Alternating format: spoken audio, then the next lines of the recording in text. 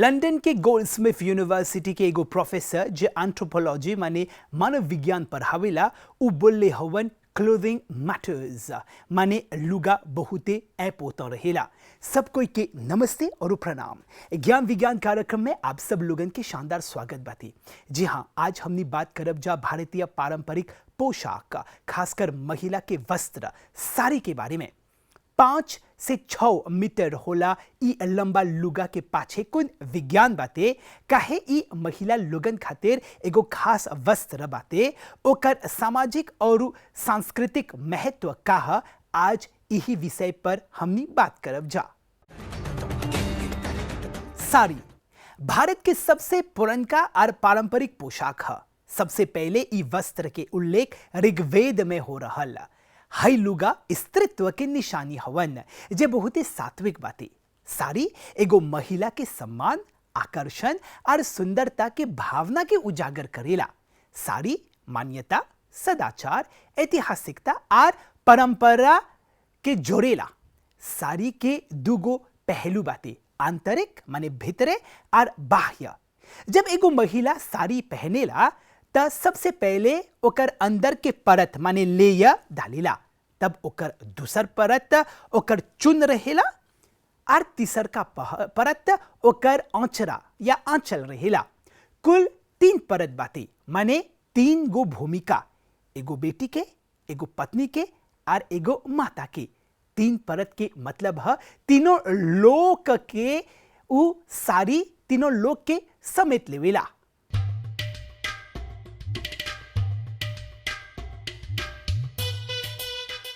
साड़ी ई महिला और छोकरी लोगन खातिर एगो सम्मान से जुड़ल लुगा है जे 5 से 6 मीटर होला गॉर्मेंट बाती।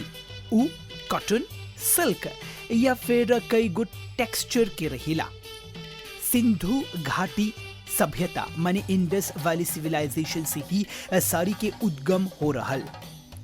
भारतीय संस्कृत साहित्य में कई गो जगह पर साड़ी जैसन परिधान के बारे में बतावल गल बाते।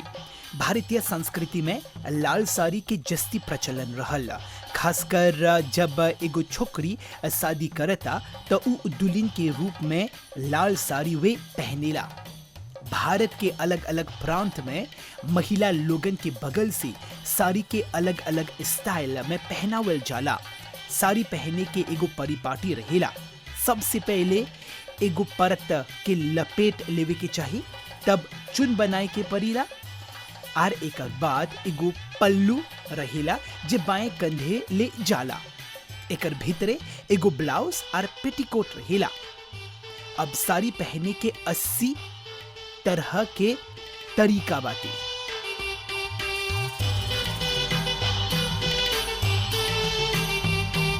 साड़ी महिला खातिर एगो रक्षा कवच नियन रहेला जे बुरे प्रभाव से बचावेला। साड़ी इज ए शेल्टर, एकर मतलब ई है साड़ी एगो शरण या आश्रय नियन रहेला। अगर साड़ी के आध्यात्मिक पक्ष के खोजत हवा जा समझे के त साड़ी के इनफाइनाइट जैसन विशेषता देवल गल बाती। महाभारत में जब दुशासन माता द्रौपदी के चीरहरण करत हलल त ऐसन बखत में साड़ी वे ओकर रक्षा कवच रहल।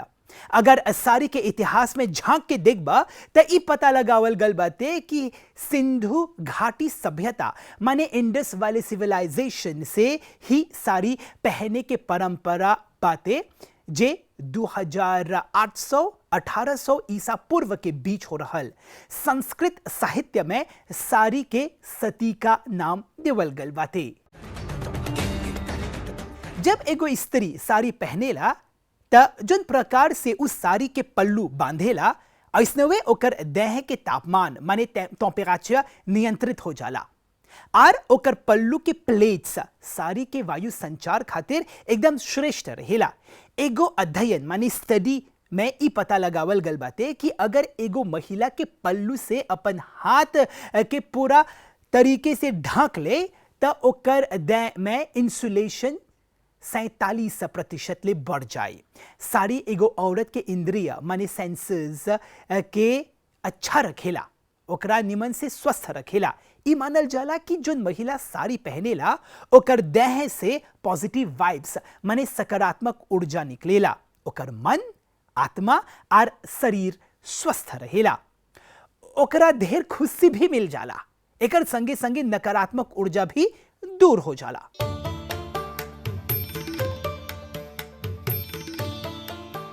ढेर गो स्थिति में ई देखले हवा जा कि एगो पित्ती छोकरी अपन माँ के पल्लू के भीतरे ढुके के खुश से रहेला। बकिर ई जाने के चाहिए कि भारतीय हिंदू महिला लोगन खातिर साड़ी एगो विशेष पहनावा सिद्ध होल बाटे। ढेर महिला साड़ी पहने के खुशी हवन जा, काहे कि ढेर गो महिला के वार्डरोब में साड़ी के एगो अपन खास जगह बाटे। साड़ी सबसे पुरनका लुगा मानल जाला, बकिर ई जाने के बहुते जरूरी बाते कि कैसे साड़ी के उद्भव हो रहल, काहे कि हई परिधान खूबे वर्सटाइल बाते और साड़ी लपेटे के कौन कौन वैज्ञानिक फायदा बाते। अगर साड़ी के इतिहास में झांक के देखबा त साड़ी जैसन लुगा पहने के परंपरा 5000 बरिस अगाड़ीवे से शुरू हो गए रहल, माने कि सिंधु घाटी सभ्यता इंडस वाली सिविलाइजेशन के बेरा में।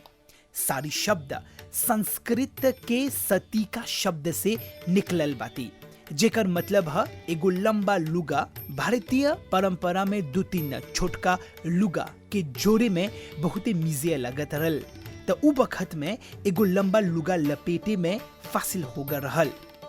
यही खातिर ई में दूगो प्रकार के लुगा के प्रयोग होवत हरल, उत्तरिया और अंतरिया, जेमे एगो पूरा लुगा माने कंप्लीट अटायर सकी बन जाया। एकरा अखंड वस्त्र भी बोलल जात हरल। भारत में मुगल के अइला से साड़ी के लोकप्रियता तब बढ़ गल रहल।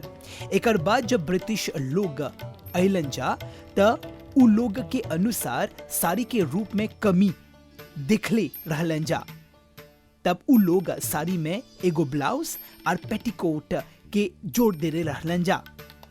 अगर भारतीय स्वतंत्रता आंदोलन के वीरांगना महिला के दिग्बजा त ऐसन बखत में उ ढेर गो औरत रहलन जा जिस साड़ी पहन के घोड़ा पर चढ़ के ब्रिटिश शासन के नींव झंझोर देले रहलन जा। इमे झांसी की रानी लक्ष्मीबाई, रुद्रमा देवी और अवंती बाई शामिल रहल। सकबजा बोले कि साड़ी सत्ता माने पावर, हिम्मत माने करेज और इक्वालिटी माने समानता के प्रतीक है।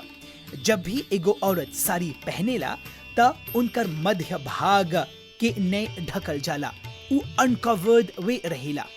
एकर पाछे भी एगो विज्ञान बाती, जैसे कि जाने लजा कि हमनी के देह में 7 गो चक्र बाती।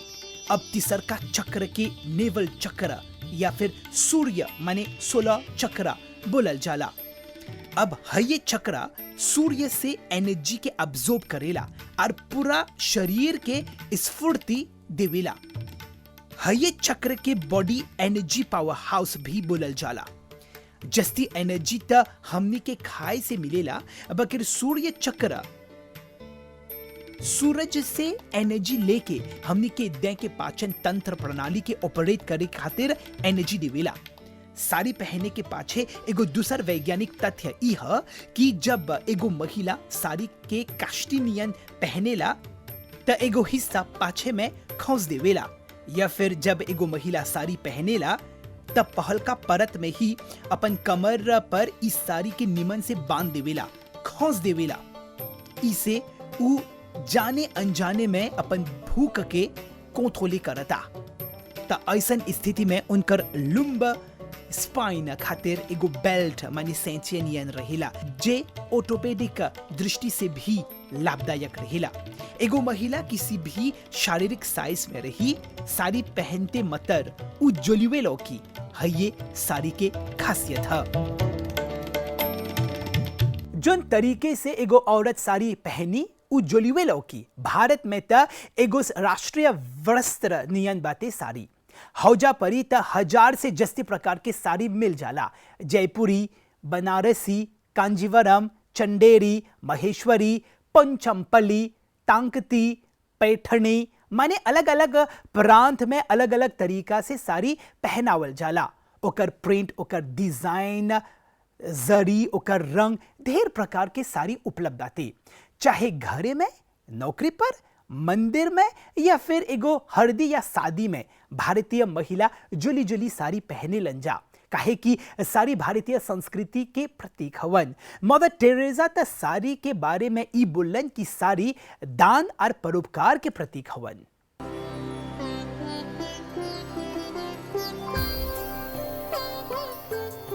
साड़ी भारतीय संस्कृति के एगो वरदान नियन बाती।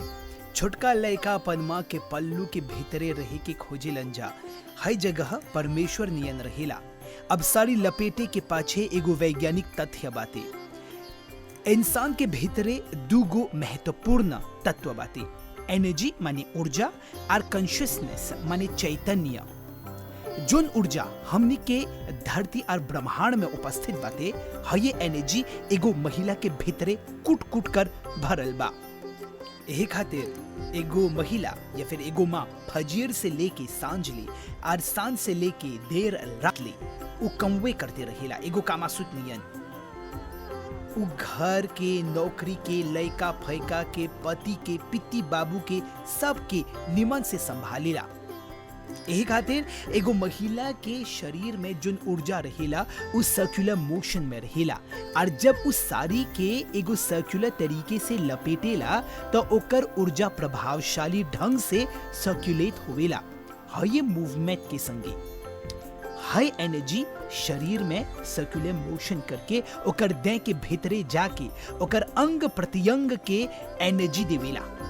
जब एगो महिला साड़ी लपेटेला तो उ सर्कुलर रूप में रहेला और ये एनर्जी सर्कुलर तरीके से चैनलाइज होवेला।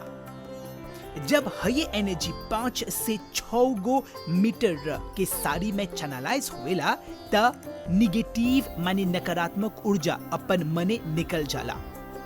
जितना जोन नकारात्मक वाइब्स बातें हमनी के वातावरण में उसे बचे खातिर साड़ी पहनावल जाला। सकब जा बोले कि साड़ी एगो महिला खातिर रक्षा कवच नियन रहेला। साड़ी एगो औरत खातिर आध्यात्मिकता, सात्विकता और एगो गहना के प्रतीक है। एगो स्त्री साड़ी जब पहनेला तो ओकर दिमाग शांत रहेला और ओकर भीतरे ही भीतरे ओकरा खुशी महसूस होवेला।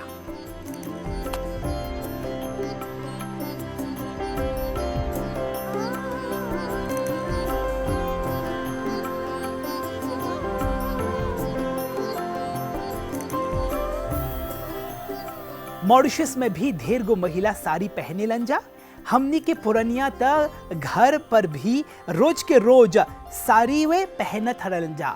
हमनी के दादी, नानी, बड़का माँ इस सब ऐसन साड़ी पहनत हलंजा जहाँ पर वो लोग के औचरा आगे रहत हलंजा। और जब एगो महिला साड़ी पहनेला त ओकर सुंदरता वे एकदम अलग रहेला।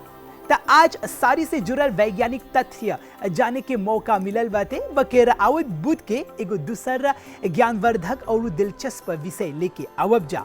तबले अभी उदय के बगल से सब कोई के नमस्ते और प्रणाम।